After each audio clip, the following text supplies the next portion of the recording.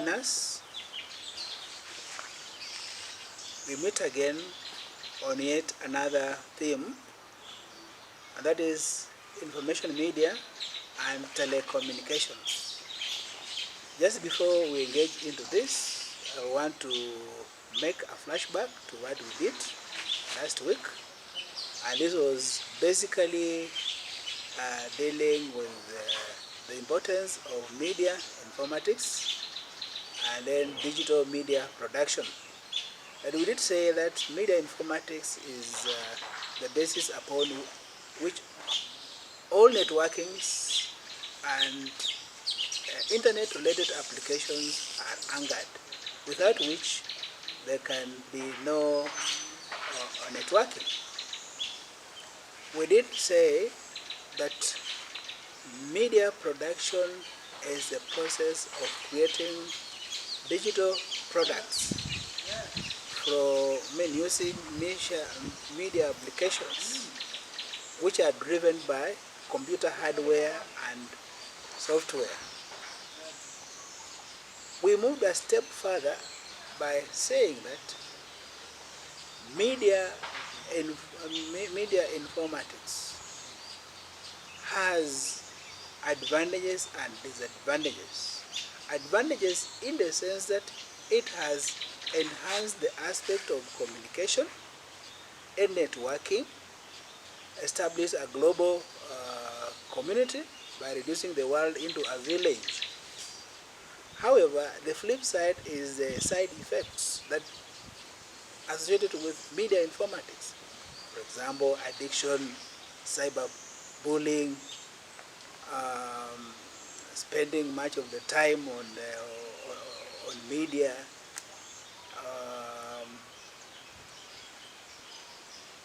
importing foreign culture which is destructive to local communities, etc., etc. Today, we are looking at a new phenomenon, that is information media and telecommunications.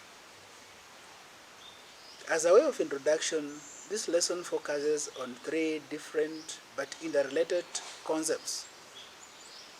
That is media, media information, and telecommunication.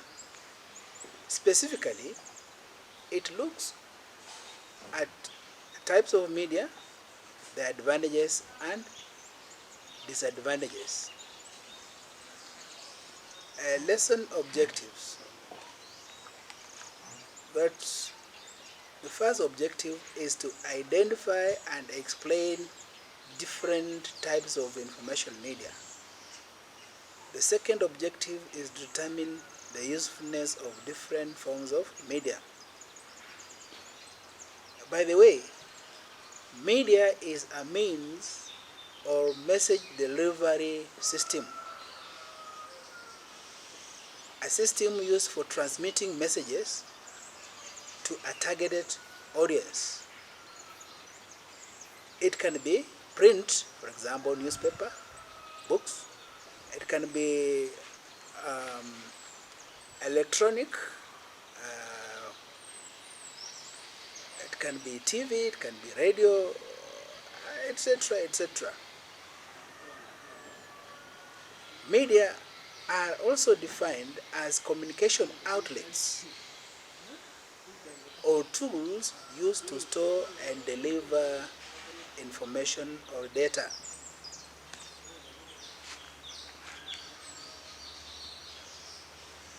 It entails components of mass media communication,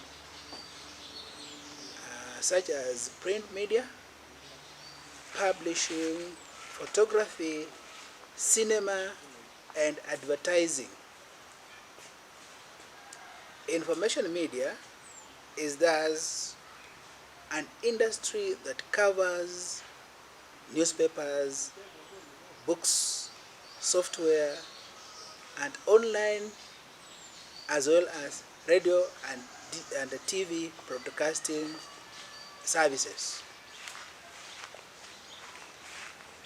The earliest media to be developed was print media. Of course, These were books which came from the discovery of writing in China and the development of printing press. Newspapers, magazines, etc. are products of print. Later, broadcasting media emerged, and this comprises television, radio, and related applications. The development of early writing and paper enabled long-distance communication, such as mails. Letters were being sent from one place to another. The earliest form of writing or communication was cave painting, where the early man painted on caves, and such paintings delivered different messages. Besides cave painting, there were other ways through which humanity communicated.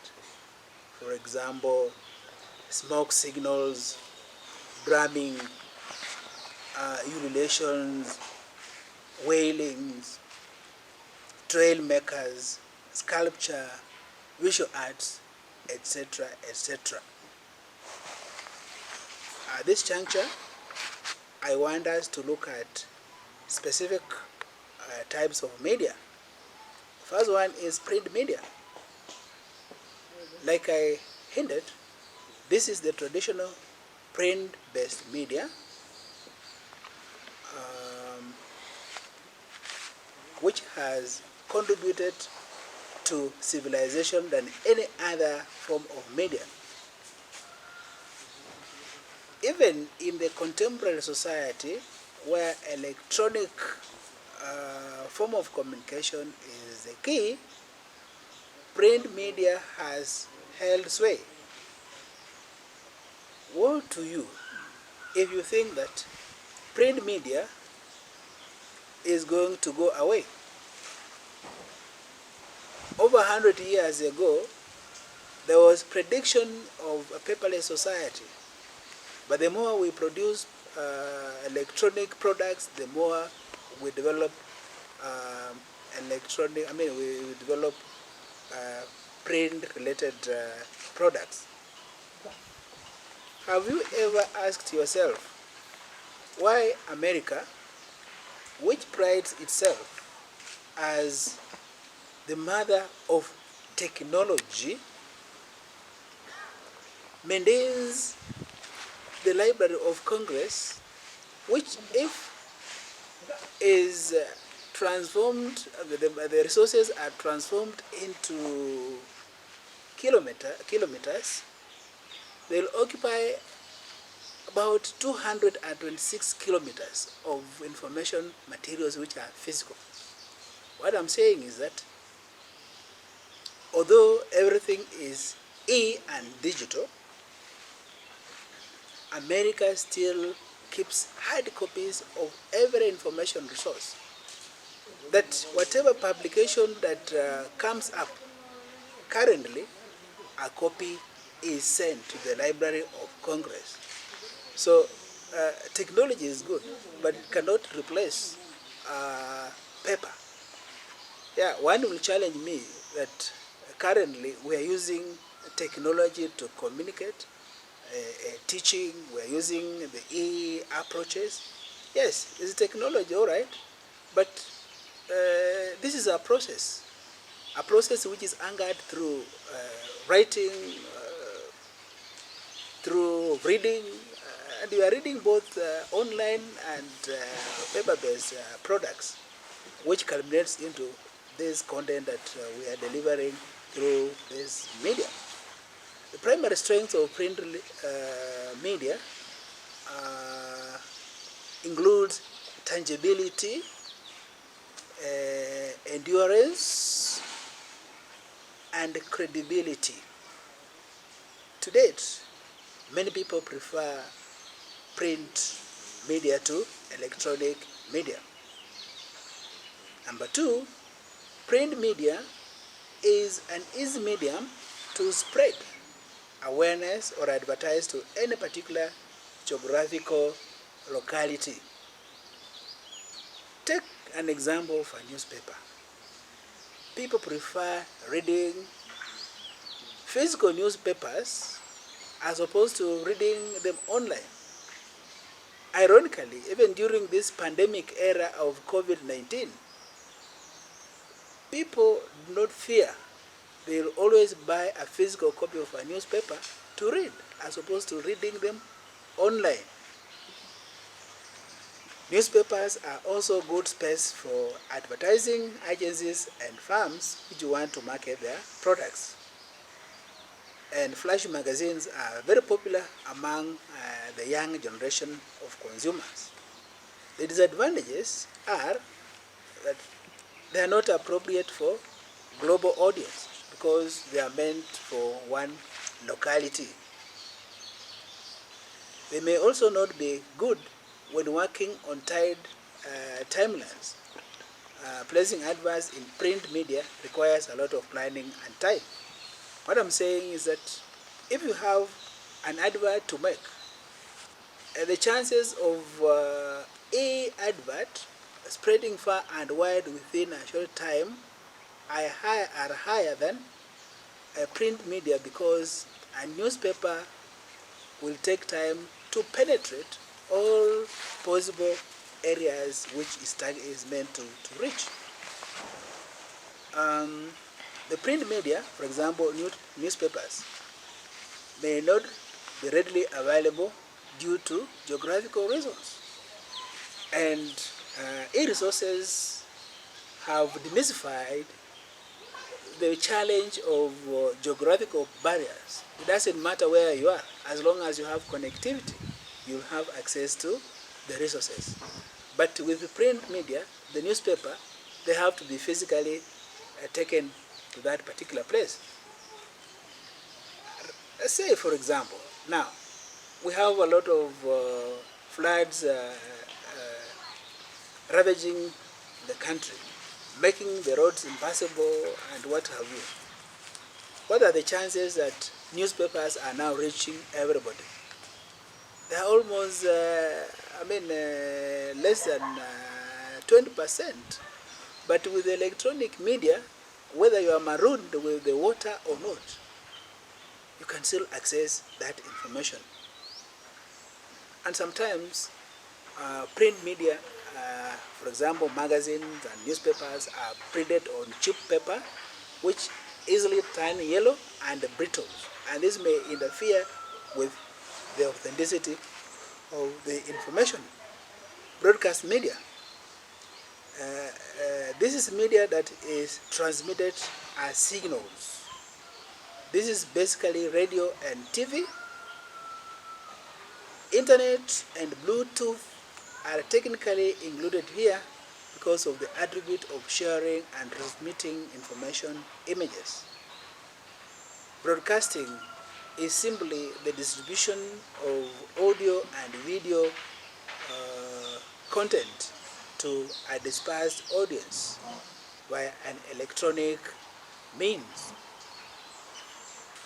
It was initially used in the field of agriculture as a method of sowing seeds in a field by casting them broadly. And therefore, from the casting and the broad aspect came in the issue of broadcasting. It was later adopted for describing widespread distribution of information. Over-the-air broadcasting is associated with radio and television that may be government or privately owned. Advantages of broadcasting media is that they allow for active demonstration of a product. They will reach a larger national audience as compared to electronic media, because unless you are gifted in matters electronic, you may not be able to access information. Large local audience reach, yes. And then they may also be made or targeted for a specific viewer or listenership community. Take for example, Radio Citizen. It has got a national coverage. Citizen TV has a national coverage. But when you talk about tailor making for local communities, we may have community-based broadcasting stations, radio stations. For example, Mlembe FM for the general lawyer community, Vuka, for the Maragoli. We have got Inoro for the Mount Kenya community. We have got Egesa for the Kisii region. We have got Ramogi for the Nyanza or Luo extract of audience. So it targets a specific audience. And then message stands alone, the prime source of news, it has high impact rate, etc., etc. However, it has disadvantages: poor attention, lack of visual appeal for the radio, fleeting messages goes out of sight after a short time unless replayed. The success of advertisement or advert is based on each audience subconscious retention of the images. There are many other advantages. This brings us to the end of lesson 4, and as usual, there is a self-test question which you have to go and look at. You have to differentiate between media and information media. Differentiate